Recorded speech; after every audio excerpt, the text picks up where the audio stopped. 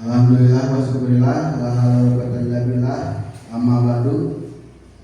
Yang terhormat Kepala SD Negeri Hanum 3 dan rekan-rekan guru yang saya hormati pula. Puja dan puji syukur marilah kita panjatkan kehadirat Allah Subhanahu wa taala yang mana telah melimpahkan rahmat dan hidayahnya kepada kita semua sehingga kita dapat di sini bertatap muka melaksanakan diseminasi budaya positif sebagaimana tugas saya calon guru penggerak angkatan 11 Kabupaten Cilacap.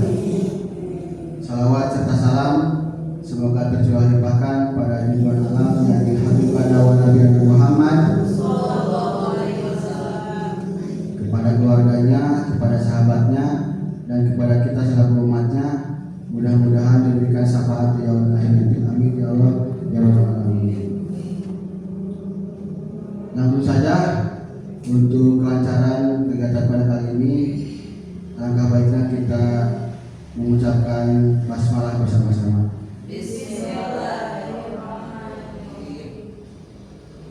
Untuk selanjutnya sambutan dari Kepala SD Negeri Hanum 3, saya persilakan.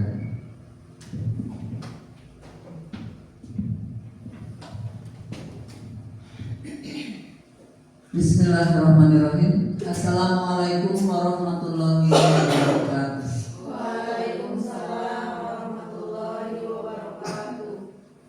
Alhamdulillahirabbil alamin wa bihi nasta'inu ala umuri dunya waddin wa ala alihi washabihi ajmain. Amma ba'd. Rekan-rekan guru SD Negeri Hanum 3 yang saya hormati, khususon Bapak Denny Nopiana yang pada saat ini akan melaksanakan diseminasi budaya positif aksi nyata modul 1.4.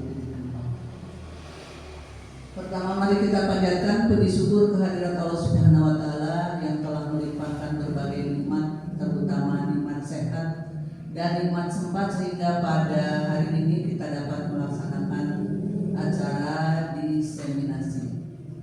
Shalawat dan salam semoga selalu terlimpah curahkan kepada Habibana wa Nabiyana Muhammad sallallahu alaihi wasallam dan juga selalu umatnya, semoga di yaumil akhir kelak dapat syafaatul. Amin ya Allah ya rabbal alamin.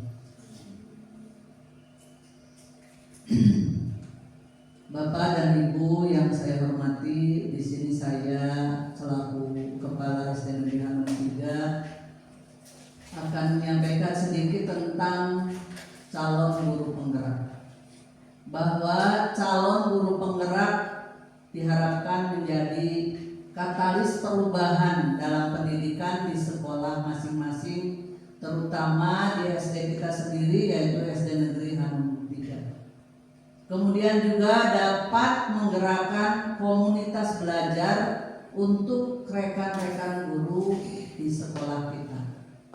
Yang selanjutnya dapat meningkatkan kepemimpinan di sekolah, juga dapat menjadi contoh bagi guru-guru dan siswa-siswi yang ada di SD Negeri Hanum 3. Yang selanjutnya diharapkan calon guru penggerak dapat membuka ruang diskusi positif dan ruang kolaborasi di antara guru-guru yang ada di SD Negeri Hanum 3 maupun dengan pemangku kepentingan di dalam maupun di luar sekolah untuk meningkatkan kualitas pendidikan di SD Negeri Hanum 3. Yang selanjutnya calon guru penggerak dapat menjadi pemimpin pembelajaran, mendorong ekosistem pendidikan di sekolah masing-masing sehingga harapan bisa terwujud dengan adanya guru penggerak. Alhamdulillah di SD Negeri Hanum 3 sudah ada 2 calon guru penggerak, mudah-mudahan membawa perubahan ke arah yang lebih baik, ke arah yang positif untuk SD Negeri Hanum 3. Dan saya mengimbau untuk rekan-rekan yang belum mengikuti program guru penggerak untuk segera mendaftar apabila ada kesempatan. Semoga program yang diikuti oleh Pak Dedi Noviana selaku calon guru penggerak semuanya berjalan dengan lancar, penuh dengan ridho Allah Subhanahu wa taala serta hasil yang memuaskan. Mungkin itu yang dapat saya sampaikan, kurang lebihnya mohon maaf. Billahi taufiq wal hidayah. Wassalamualaikum warahmatullahi wabarakatuh.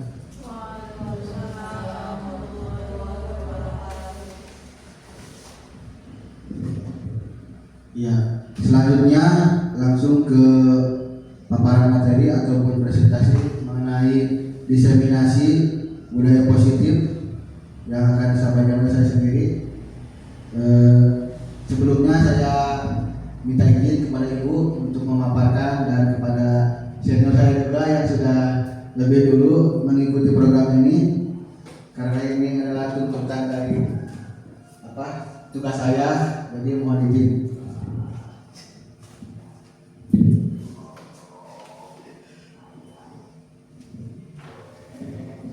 Ya baik. Ya, sebelum kita memulai kita introduksi dulu ya. Senyum dulu dong. Ya, selama 20 detik. Iya.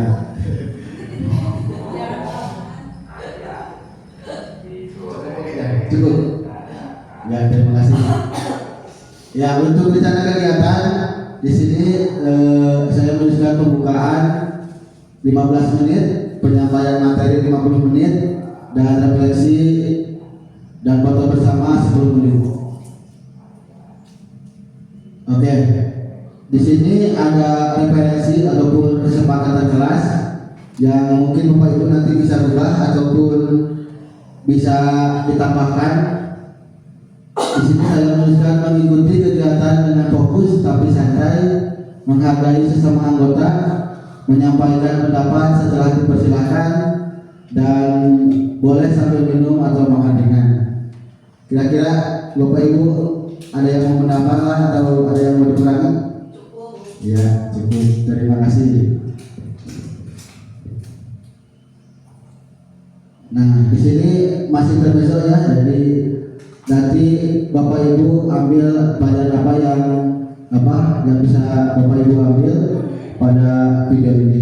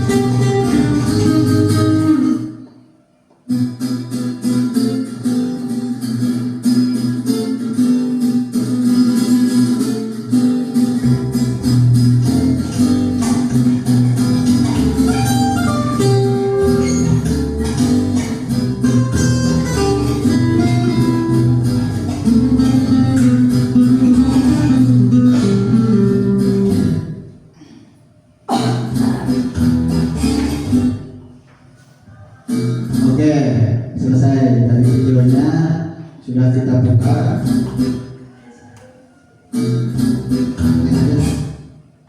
Ya, kira-kira dari video yang tadi kita lihat, apa yang kira-kira pelajaran apa yang bisa kita ambil dari video tersebut kira-kira? Silakan kemudian Pak mau memberikan pendapat. Silakan.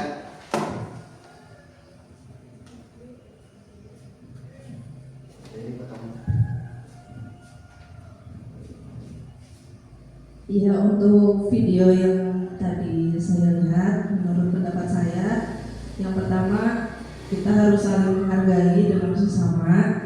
Kemudian setelah tadi melihat si kelinci dan satu lagi apa ya Pak? Tupai ya. Ya, dan tupai mereka ada kerjasama untuk melepas talinya, sehingga kan yang tadinya yang sedang di tengah-tengah itu malah terjatuh karena tidak ada yang mau mengalah. Nah, karena si kelinci dan tupai ini bekerja sama, akhirnya mereka bisa melewati jembatan tersebut. Kemudian pada saat mereka bertemu di tengah-tengah, karena mereka memiliki sifat saling menghormati, ya akhirnya mereka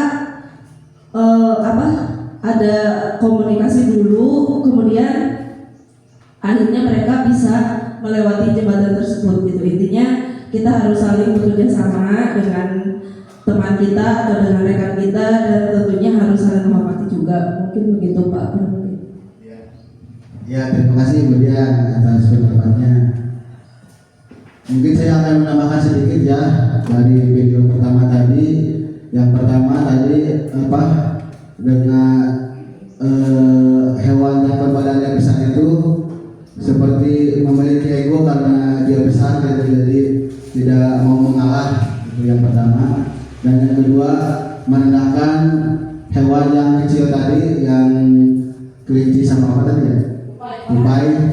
Jadi meremehkan seseorang yang kecil, dan ternyata pada akhirnya yang kecil lebih cerdik, lebih cerdas, sehingga dapat melewati jembatan itu dengan saling tidak mengurangi rasa egonya kelinci dan tupai itu, sehingga bisa saling menyeberang seperti itu. Terima kasih. Untuk selanjutnya di sini ada pantun dulu nih. Nah, jalan-jalan ke Bekasi. Terima kasih. Mampir-mampir ke bandara.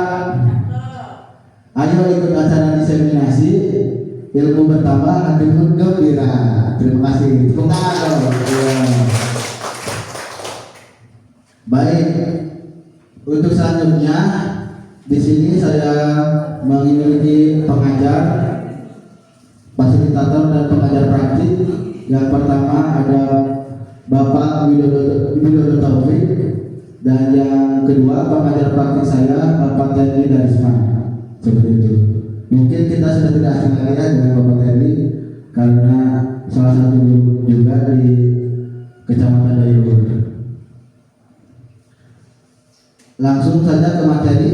Di sini ada konsep inti budaya positif, di mana ada perubahan paradigma belajar, disiplin positif, nilai-nilai kebajikan, kebutuhan dasar manusia, motivasi perilaku manusia, posisi kontrol guru, keyakinan keras, dan segitiga restitusi. Untuk pembelajaran dengan paradigma baru, pembelajaran dengan paradigma baru merupakan pembelajaran yang dirancang berdasarkan prinsip belajar atau pembelajaran yang berdiferensiasi, sehingga para peserta didik belajar sesuai kebutuhannya berdasarkan tahap perkembangan sesuai teori psikologi modern untuk mewujudkan profil pelajar Pancasila. Yang mana kita ketahui profil pelajar Pancasila ada 5. Oh, ada 6. Maaf, mandiri, terus bagaimana bertakwa kepada Tuhan, berkebinekaan global, gotong royong, kreatif dan bernalar kritis. Begitu.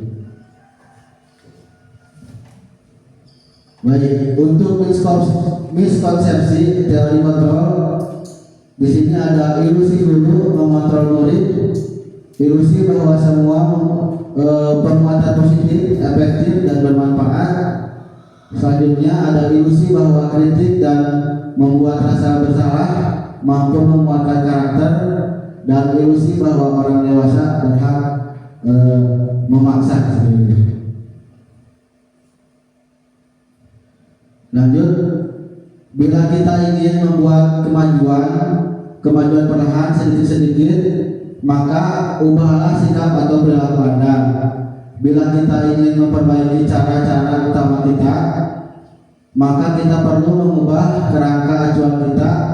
Ubahlah bagaimana Anda melihat dunia, bagaimana Anda berpikir tentang manusia. Ubahlah paradigma Anda, skema pemahaman dan penjelasan aspek-aspek tertentu tentang realitas.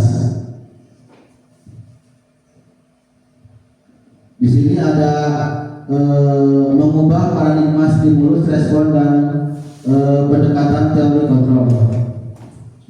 Jadi stimulus dan respon di sini ada realitas ataupun kebutuhan kita sama, dan teori kontrolnya itu kebalikannya, realitas atau kebutuhan kita berbeda.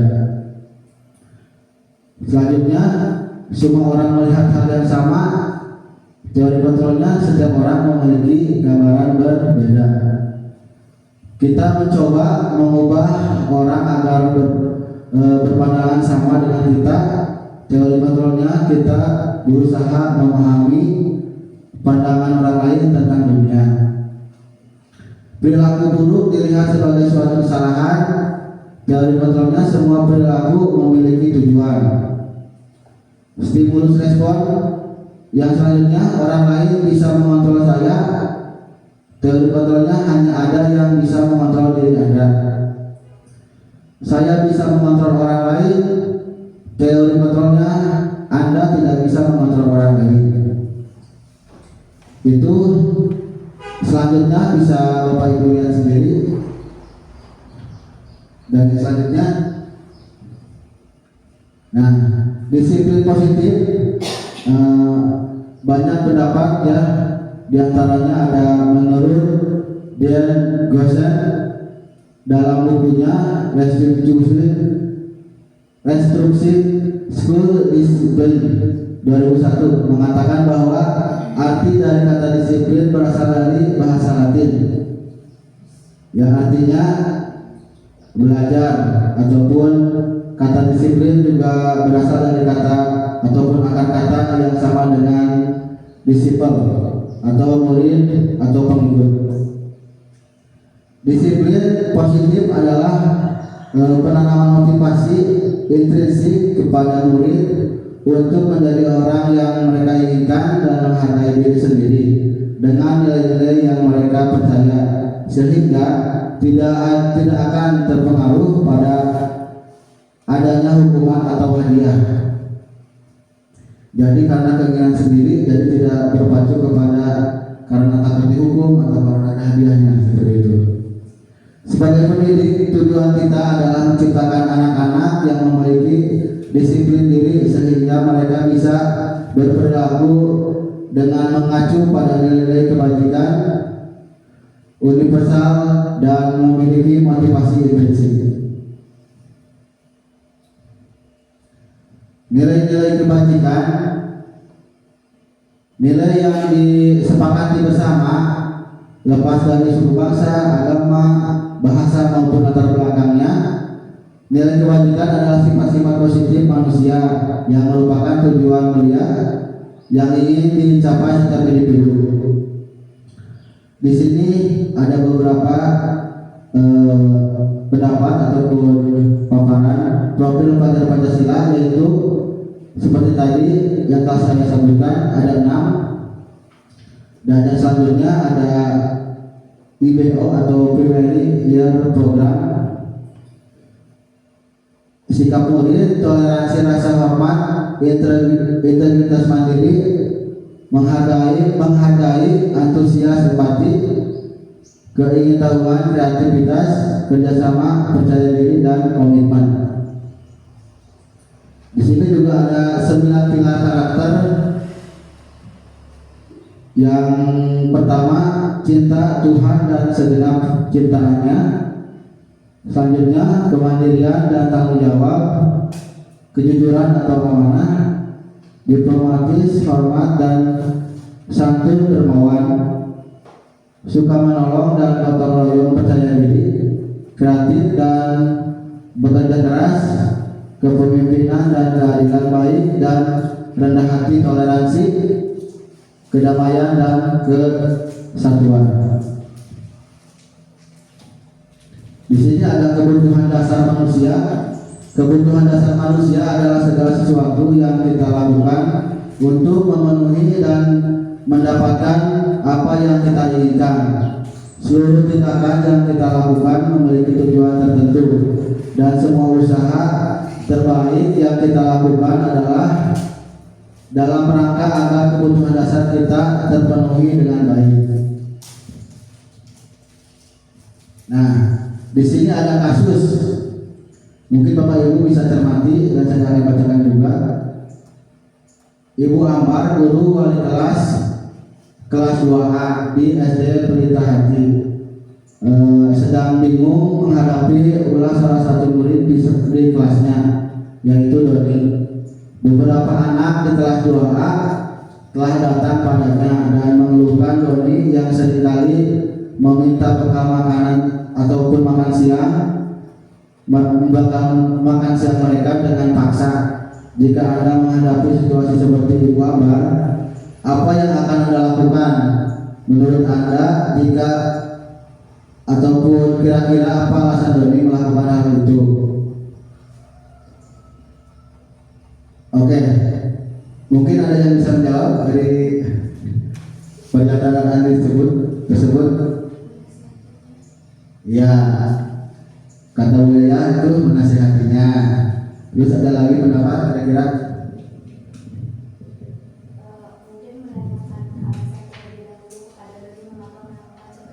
Iya, bagus. Menanyakan alasannya dulu. Jadi kita selidiki dulu permasalahannya, ya, seperti itu. Bagus. Oke, selanjutnya ada 5 kebutuhan dasar manusia. Yang pertama, bertahan hidup. Yang kedua, kasih sayang dan rasa diterima. Dan yang selanjutnya, kekuasaan. Yang selanjutnya, kebebasan. Dan yang terakhir, kesenangan. Oke, di sini motivasi perilaku manusia dibagi menjadi 2, ada eksternal dan internal. Untuk eksternal di sini ada untuk menghindari ketidaknyamanan atau hukuman, apa yang akan terjadi apabila saya tidak melakukannya. Dan yang kedua, untuk mendapatkan imbalan atau penghargaan dari orang lain, apa yang akan saya dapatkan apabila saya melakukannya. Dan yang internalnya, untuk menjadi orang yang mereka inginkan dan menghargai diri sendiri dengan nilai-nilai yang mereka percaya. Lanjut, nanti akan dijelaskan. Ini sudah pertengahan materi, jadi kita explaining dulu ya. Jadi Bapak Ibu di sini bukan membaca itu tentang warna, jadi bukan membaca warnanya, tapi melihat hurufnya itu warna apa, begitu ya. Ya, nanti akan ada contohnya.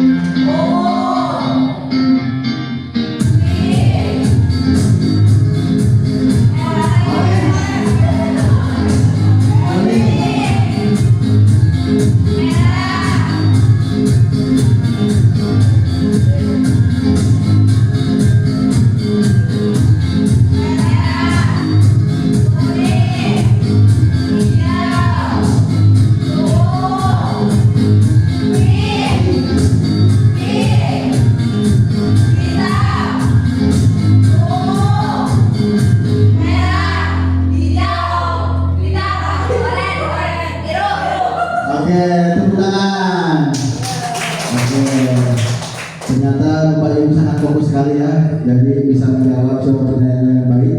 Alhamdulillah. Selanjutnya,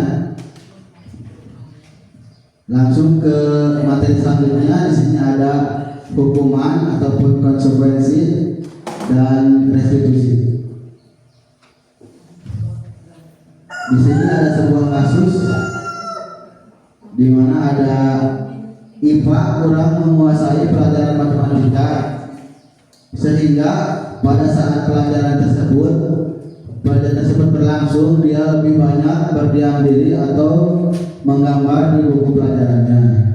Pada saat guru matematikanya Pak Seno menanyakan pertanyaan IPA menjadi buku dan tak sengaja menjatuhkan tas dari kursi, serta tiba-tiba menjadi gagap pada saat berupaya menjawab. Seluruh kelas pun tertawa melihat perilaku IPA yang berbicara tergagap dan terkejut tersebut. Pak Seno pada saat ini membiarkan teman-teman IPA menertawakan IPA yang tergagap dan malu luar biasa, dan malah minta IPA untuk maju ke depan dan berdiri di depan kelas sambil menunjuk hidungnya karena tidak bisa menjawab pertanyaan Pak Seno. Kelas makin gaduh dan anak-anak pun tertawa melihat IPA di depan kelas memegang ujung hidungnya. Dari kasus tersebut, di sini ada pertanyaan: apakah Anda setuju dengan tindakan Pak Seno terhadap IPA? Mengapa? Tidak ya. Kenapa?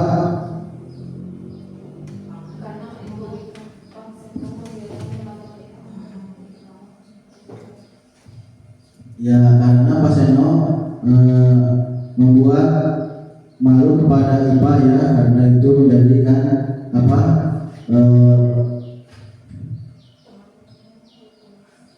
menjadikan merasa malu di depan kelasnya karena tidak bisa menjawab pertanyaan. Cukup sampai situ saja untuk menjawabnya. Dan yang kedua, menurut Anda tindakan Pak Seno terhadap IPA adalah sebuah hukuman atau konsekuensi? Mengapa?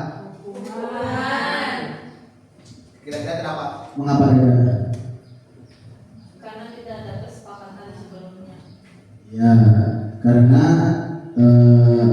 Pak Seno ya tidak membuat kesepakatan kelas ataupun aturan yang melibatkan siswa. Ya, terima kasih telah menjawab. Selanjutnya di sini ada identitas gagal dan juga identitas sukses. Yang hukuman berarti termasuk identitas gagal, sesuatu yang menyakitkan harus terjadi, tidak nyaman untuk murid, korban ataupun tidak mendapat keadilan, murid atau anak akan tersakiti, itu termasuk hukuman. Berarti itu termasuk identitas yang gagal. Untuk identitas sukses di sini ada disiplin. Disiplin dibagi menjadi dua, ada konsekuensi dan restitusi. Konsekuensi diantaranya ada sesuatu yang harus terjadi, tidak nyaman untuk murid atau anak untuk jangka waktu pendek, korban bisa diabaikan, murid atau anak dibuat tidak nyaman. Ini juga masih mendekati negatif ya. Dan selanjutnya restitusi. Restitusi merupakan pilihan menguatkan untuk murid agar dalam jangka waktu panjang korban mendapatkan ganti, murid atau anak mendapatkan penguatan. Nanti kita akan jelaskan lebih lanjut. Dan di sini juga sama seperti yang tadi, beberapa contoh hukuman, konsekuensi dan restitusi.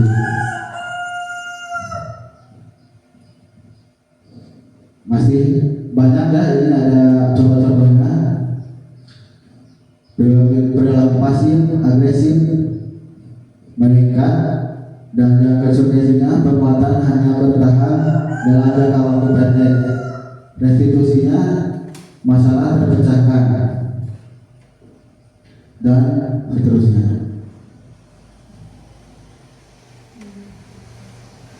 Di sini ada pernyataan-pernyataan negatif, netral dan positif. Pernyataan negatif, contohnya di sini ada awas kalau dilakukan lagi ya nanti awas kamu, seperti itu contohnya. Dan yang netral, lakukan apa yang saya katakan. Dan yang positifnya, apakah hal ini yang sesungguhnya ingin kamu lakukan? Nah, jadi kita menanyakan dulu ya. Ada mode paksa untuk negatif, mendorong menyalahkan diri, konsep diri buruk, murid atau anak belajar menyembunyikan kesalahan, mencoba kontrol anak dengan penguatan negatif atau membayar impas kesalahan. Stimulus respon di sini ada mendorong kepatuhan, konsep diri baik, murid atau anak belajar taat peraturan, mencoba mengontrol anak dengan penguatan positif. Dan teori kontrolnya ada mendorong disiplin positif, konsep diri kuat, murid atau anak belajar memecahkan masalah, anak paham bahwa dirinya sendiri yang pegang kendali kontrol. Seperti itu. Baik, di sini hukuman bersifat tidak terencana atau tiba-tiba. Anak atau murid tidak tahu apa yang akan terjadi dan tidak dilibatkan. Hukuman bersifat satu arah dari pihak guru yang memberikan dan murid hanya menerima suatu hukuman tanpa melalui suatu kesepakatan atau pengarahan dari pihak guru, baik sebelum atau sesudahnya. Hukuman yang diberikan bisa berupa fisik maupun psikis. Murid atau anak disakiti oleh suatu perbuatan atau kata-kata. Jadi hukuman itu bisa berupa perbuatan atau kata-kata. Lebih buruk lagi fisik, berarti ini berlaku yang negatif seperti itu. Sini ada konsekuensi. Konsekuensi bersifat sudah terencana atau sudah disepakati, sudah dibahas dan sudah disetujui oleh murid dan guru. Umumnya bentuk-bentuk konsekuensi dibuat oleh pihak guru atau sekolah, dan murid sudah mengetahui sebelumnya konsekuensi yang akan diterima bila ada pelanggaran. Jadi ketika kita sudah melakukan kesepakatan dan murid masih melakukan kesalahan, berarti di sini termasuk konsekuensi. Dan selanjutnya ada restitusi. Restitusi merupakan proses kolaboratif yang mengajarkan murid untuk mencari solusi untuk masalah mereka dan membantu murid berpikir tentang orang seperti apa yang mereka inginkan. Jadi kita bertanya terlebih dahulu dan bagaimana mereka harus memperlakukan orang lain. Ya, lanjut. Di sini ada 5 posisi kontrol guru. Yang pertama ada penghukum, yang kedua ada pembuat rasa bersalah, yang ketiga ada teman, yang keempat pemantau, yang kelima manajer. Kira-kira Bapak Ibu ini memiliki ataupun berada pada posisi kontrol guru yang mana?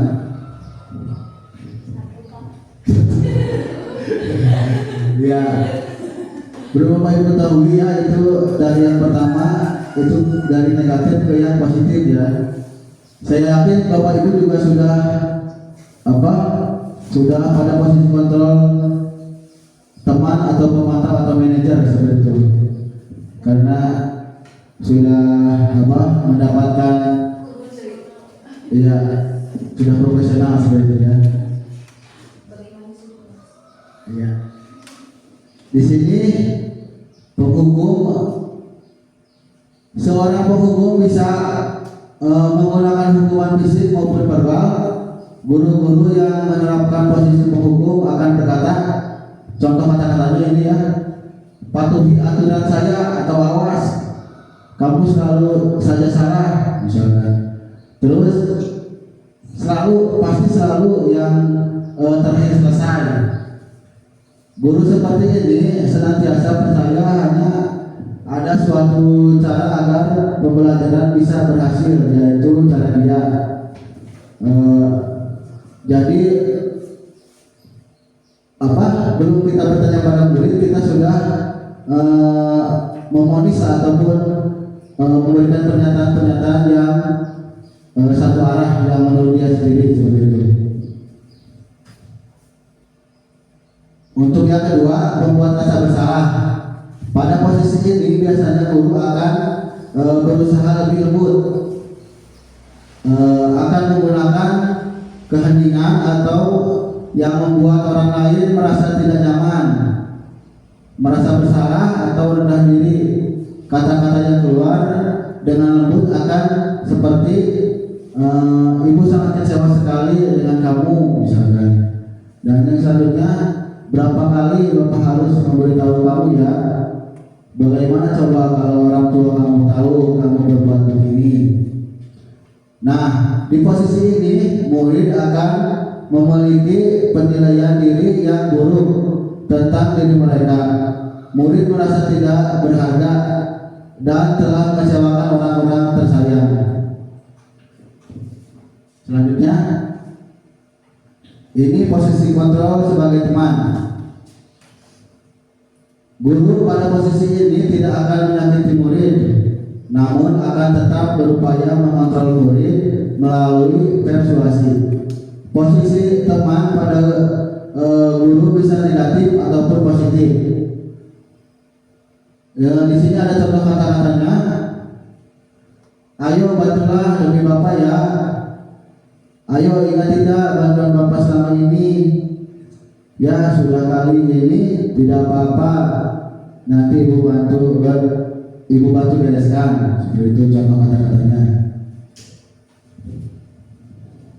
Lanjut, untuk memantau di sini memantau berarti mengawasi. Posisi pemantau berdasarkan pada peraturan dan konsekuensi sebagai seseorang yang menjalankan posisi pemantau. Pertanyaan-pertanyaan yang diajukan seorang pemantau yaitu peraturannya apa yang telah kamu lakukan, sanksi atau konsekuensinya apa, seperti itu contohnya. Di sini yang terakhir ada manajer. Manajer adalah posisi di mana guru berbuat sesuatu bersama dengan murid, membersihkan murid, mempersilahkan murid, mempertanggungjawabkan perilakunya, mendukung murid agar dapat menemukan solusi atas permasalahannya sendiri. Seorang manajer akan berkata, contoh kata-kata seorang manajer, ini ada apa yang kita yakini, kembali ke keyakinan kelas. Berarti apa yang kita yakini pada keyakinan kelas. Apakah kamu meyakininya? Nah, kita tanya lagi. Jika kamu meyakininya, apakah kamu bersedia memperbaikinya? Jadi kita carikan solusi agar tidak melakukan lagi. Jika kamu memperbaiki ini, hal ini menunjukkan apa tentang dirimu? Apa rencana kamu untuk perbaikan hal ini? Nah, di sini berarti kita tanyakan dan kita cari solusinya agar tidak melakukan hal-hal yang tidak baik lagi. Bila kita mengingatkan murid-murid kita menjadi manusia yang merdeka, mandiri dan bertanggung jawab, maka kita perlu mengacu kepada restitusi yang dapat menjadikan murid kita seorang manajer bagi dirinya sendiri. Nah, sama ya seperti yang tadi. Ini ada contoh katanya, adapun berperbuatannya dari identitas yang gagal perilaku kontrol negatif. Di sana ada penghukum, pembuat merasa bersalah, dan identitas yang sukses. Di sini ada perilaku kontrol positif, perilaku kontrol diri, sebagai teman, sebagai pemantau, dan sebagai manajer.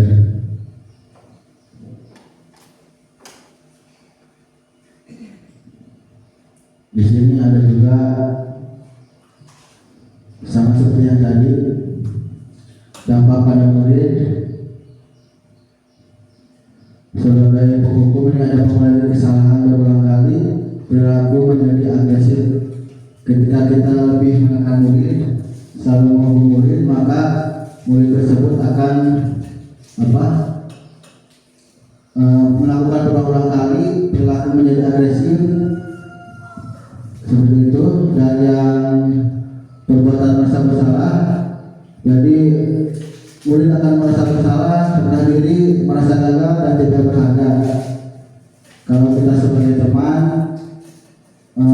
murid akan bergantung, tidak mandiri, dan tidak bisa memutuskan. Kalau kita sebagai pemantau, murid akan menitik beratkan pada dampak pada diri sendiri, mendapatkan hadiah atau mendapatkan hukuman. Ini pemantau. Kalau manajer ada mengevaluasi diri, bagaimana menjadi diri yang lebih baik. Di sini ada kaitan dengan dunia berkualitas. Murid melakukan ataupun guru di luar dunia berkualitas. Di sini ada murid meletakkan guru di dalam dunia berkualitas. Yang posisi teman, murid meletakkan guru sebagai orang yang penting dalam dunia berkualitas. Untuk pemantaunya, murid meletakkan guru peraturan di dunia berkualitas, dan manajer murid meletakkan dirinya sebagai individu yang positif dalam dunia berkualitas. Di sini ada contoh-contoh yang tadi, jadi Bapak Ibu tinggal menjawab ya. Posisi kontrol apakah aku? Misalkan Bapak Ibu berkata seperti ini, saya kecewa sekali dengan kamu. Berarti itu masuk mana? Membuat? Iya, lanjut. Ini ada contoh kata, kamu tidak pernah benar melakukannya. Apa ini? Iya, menghukum. Bagus. Lanjut. Apa rencanamu untuk menyelesaikan masalah ini? Ini menanyakan dulu, berarti apa ini? Posisi kontrol apa? Manajer, ya. Lanjut. Ayolah lakukan demi bapak atau ibu ya. Iya, teman. Lanjut. Kamu tidak pernah mendapatkan nilai jika tidak mengerjakan tugas. Apa ini? Iya, memantau. Nah, di sini ada keyakinan kelas. Mengapa keyakinan kelas bukan peraturan kelas? Beda tidak keyakinan kelas dan peraturan kelas? Kira-kira ada yang bisa menyebutkan perbedaannya? Silakan. Bu Pi atau Bu Yaya, Bu Siti Rohati ini sedang melaksanakan PPI juga, masih bisa menjawab. Ayo Bu Yati.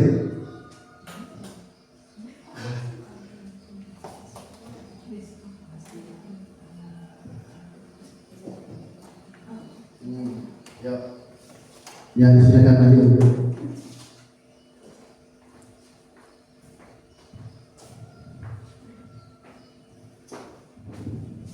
Baiklah, saya akan menjawab pertanyaan mengapa keyakinan kelas bukan peraturan kelas ya.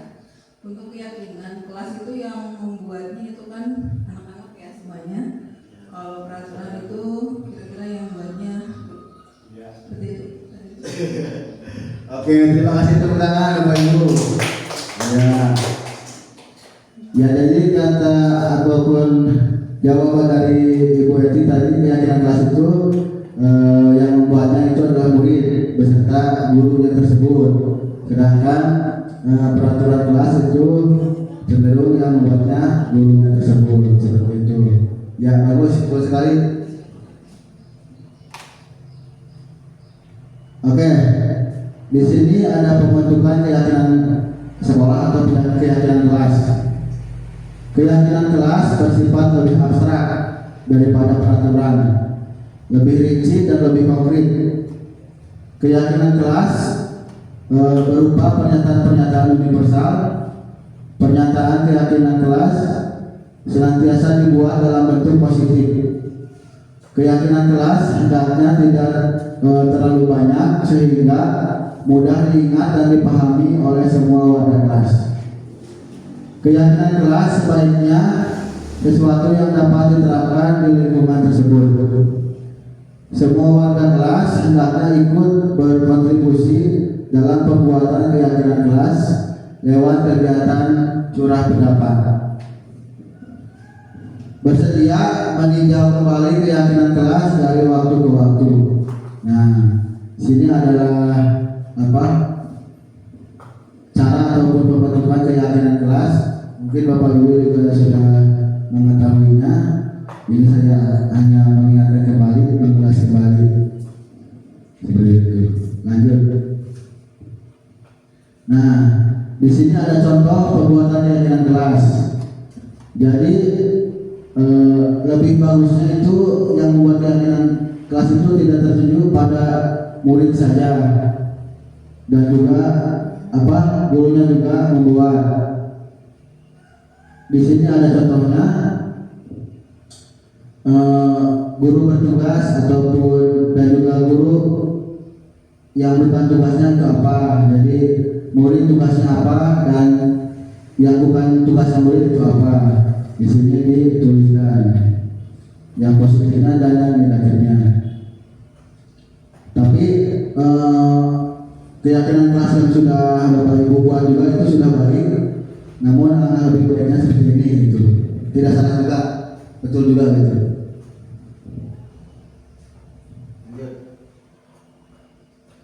Baik, di sini segitiga restitusi. Suatu proses dialog yang dijalankan oleh guru agar dapat menghasilkan murid yang mandiri dan bertanggung jawab. Jadi segitiga restitusi ini percakapan ataupun kita menanyakan keluhan ataupun permasalahan terhadap murid seperti itu. Di sini ada menstabilkan identitas. Di sini ada pernyataan guru, setiap orang pasti pernah melakukan kesalahan. Kamu bukan satu-satunya yang pernah melakukan ini. Itu untuk menstabilkan identitas. Untuk validasi tindakan yang salah, kamu tentu punya alasan mengapa melakukan itu. Adakah cara yang lebih efektif untuk mendapatkan apa yang kamu butuhkan? Dan di sini yang ketiga ada menanyakan keyakinan. Keyakinan kelas apa yang telah kita sepakati? Kamu ingin menjadi orang yang seperti apa? Misalnya seperti itu. Baik, guru ideal, guru yang berperan sebagai manajer akan menggunakan segitiga restitusi dalam penyelesaian masalah. Tahapannya segitiga restitusi yaitu menstabilkan identitas yang tadi, validasi tindakan yang salah, menanyakan keyakinan. Selanjutnya menstabilkan identitas. Berdasarkan prinsip membuat kesalahan adalah bagian dari proses pembelajaran. Di sini ada berbuat salah itu tidak apa-apa. Tidak ada manusia yang sempurna. Jadi kita memberikan semangat pada murid, jadi tidak membuat down gitu ya. Jadi contoh-contohnya Di sini ada saya juga pernah melakukan kesalahan seperti itu. Kita bisa menyelesaikan ini. Bapak Ibu tidak tertarik mencari apa yang salah, tapi Bapak Ibu ingin mencari solusi dari permasalahan ini. Kamu berhak merasa begitu. Jadi kita tidak memojokkan murid, justru kita mencarikan solusi ya, untuk permasalahan murid tersebut. Di sini ada validasi tindakan yang salah. Berdasarkan prinsip setiap tindakan kita dilakukan dengan suatu tujuan, yaitu memenuhi kebutuhan dasar. Di sini ada contoh kata-kata dulu. Kamu pasti punya alasan mengapa melakukan hal itu. Padahal kamu bisa melakukan yang lebih baik dari ini ya. Kamu patut bangga pada dirimu sendiri karena kamu telah melindungi sesuatu yang penting buatmu. Kamu boleh mempertahankan sikap itu, tapi kamu harus menambahkan sikap yang baru. Selanjutnya menanyakan keyakinan. Berdasarkan prinsip atau teori kontrol bahwa pada dasarnya kita termotivasi secara intrinsik. Di sini ada contoh perkataan guru. Apa keyakinan kelas kita? Nilai-nilai apa yang telah disepakati bersama? Seperti apa gambaran sebuah kelas yang ideal menurut kamu? Kamu mau jadi orang yang seperti apa? Ini adalah contoh pertanyaan-pertanyaan guru. Nah, di sini saya juga telah membuat contoh ataupun gambaran tentang segitiga restitusi yang telah memenuhi tugas saya kemarin. Mungkin kurang lebihnya seperti ini ya. Mungkin bisa jadi referensi untuk Bapak Ibu.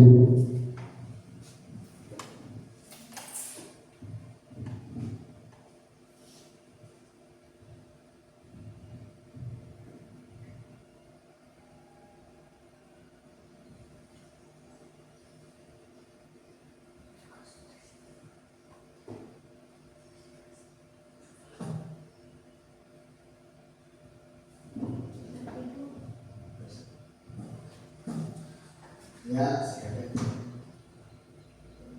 lagi ya, kamu tahu kenapa dipanggil orang sekarang? Tadi kalau dapat laporan dari teman-temanmu, katanya kamu tidak pikir dari kemarin, apakah benar? Ya, kamu tahu dalam kejadian di kelas kan? Kira-kira kamu tahu tidak bagaimana perasaan teman-temanmu yang pintar?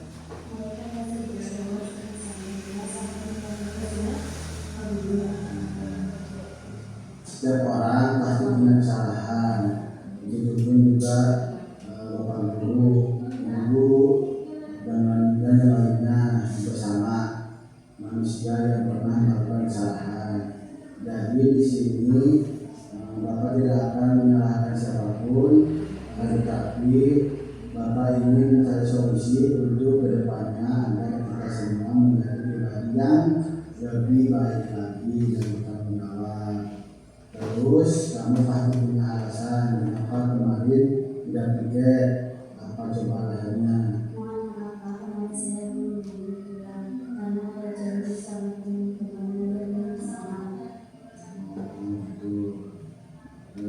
Tiara masih ingat tentang keyakinan kelas yang telah kita buat bersama-sama waktu awal tahun pelajaran?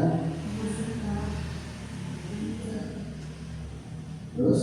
Saya minta maaf, Pak. Saya salah. Sampai sekarang keyakinan kelas itu masih ditempel di masuk kelas. Jika lupa nanti boleh dikatakan ya. Kira-kira sikap yang kami lakukan kemarin sudah sesuai dengan keyakinan kelas dan sudah disepakati bersama. Coba. Pak, saya minta maaf tidak melanggar keyakinan kelas. Ya, menurut kamu keyakinan kelas mana yang dilanggar? Saya terus Keyakinan mana coba keyakinannya? keyakinan jadwal. Iya itu. Kira-kira bagaimana sikap kamu ke depannya ketika melanggar keyakinan kelas? Saya akan bertanggung jawab untuk melaksanakan tugas kelas. Saya akan melaksanakan tugas sesuai jadwal. Ya, terima kasih ya. Kamu sudah mau diskusi sama Bapak Guru dan sudah mau melakukan perubahan yang lebih baik. Bapak Guru berharap ke depannya Tiara dapat melaksanakan komitmen yang sudah Tiara ucapkan tadi, dan tentunya kamu menjadi anak yang lebih baik, lebih bertanggung jawab, ya seperti itu. Terima kasih ya.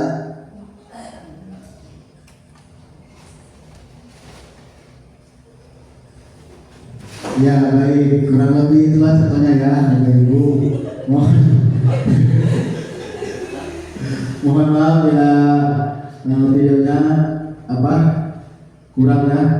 kurang jelas ataupun karena tersangka waktu juga.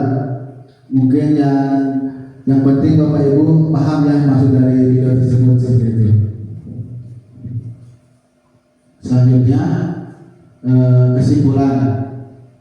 Untuk dapat terlaksananya visi dengan baik dalam mewujudkan merdeka belajar dan profil pelajar Pancasila, tentunya sekolah harus mampu menjadi taman yang dapat memberikan rasa aman dan nyaman serta suasana yang kondusif bagi warga sekolah.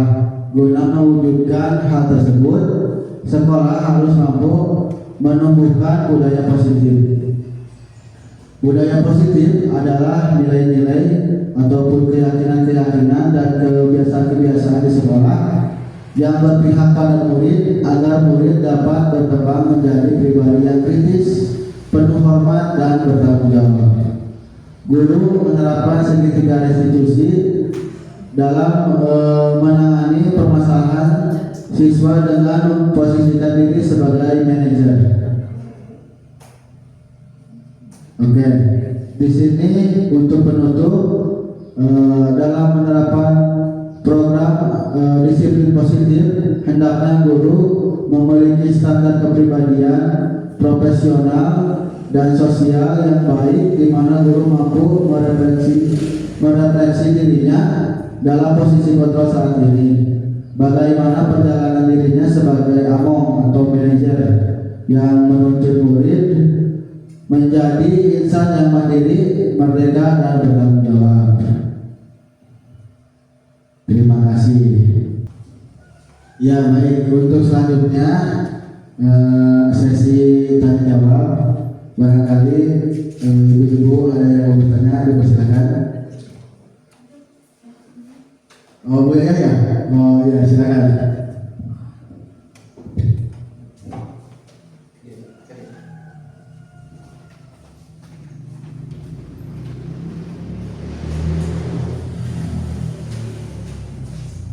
Izin bertanya kepada Bapak Denny Noviana. Kebetulan saya mengajar kelas rendah, yaitu kelas 1. Bagaimana cara membuat keyakinan kelas untuk kelas 1 karena kelas 1 belum lancar untuk membacanya? Cukup sekian, terima kasih. Ya, terima kasih. Tadi pertanyaan dari Ibu Yaya akan saya coba jawab. Mungkin nanti senior saya juga bisa memperkuat jawaban saya. Barangkali ada yang kurang dari jawaban saya. Mungkin dari pertanyaan Bu Yaya saya jawab karena kelas 1 itu belum semuanya bisa membaca. Jadi untuk keyakinan kelasnya itu diperbanyak dengan menggunakan gambar-gambar. Jadi tidak perlu baca, siswa hanya bisa melihat seperti contoh membuang sampah pada tempatnya. Jadi kita membuat gambar anak-anak yang sedang membuang sampah seperti itu, dan juga membersihkan halaman ataupun membersihkan kelas, mungkin bisa dilampirkan gambar-gambarnya pada kelas tersebut. Ya, mungkin ada tambahan Ya kan kemudian ya kurang lebih sama. iya sama. Oke, terima kasih karena waktu juga sudah tidak apa sudah berakhir ya, sudah 75 menit. Mungkin saya tutup saja ya untuk presentasi saya pada hari ini. Marilah kita tutup acara ini dengan bacaan hamdalah bersama-sama.